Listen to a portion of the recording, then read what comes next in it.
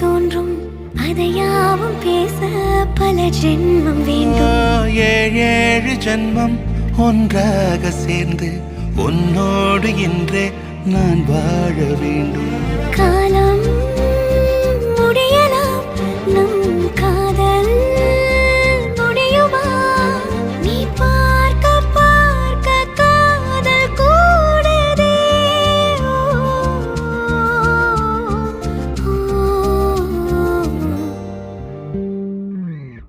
உன்னாலே என் நாளும் என் ஜீவன் வாழுதே.